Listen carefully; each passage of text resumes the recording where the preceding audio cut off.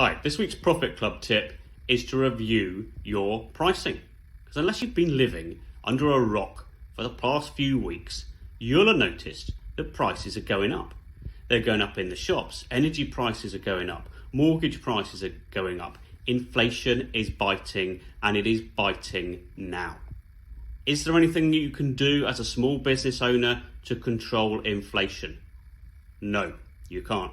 So don't worry about what's outside of your control. Focus on what is. You can decide what prices you charge for your products and services based on the value that you offer. And if you were to ignore it, then effectively, given that your costs are likely to go up, all you're doing is diluting your margin.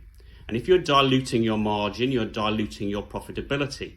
And that is going to hamper your ability to pay the bills, your ability to pay yourself, and most importantly, your ability to invest back in sales and marketing to grow your business, to get it to where you want to go.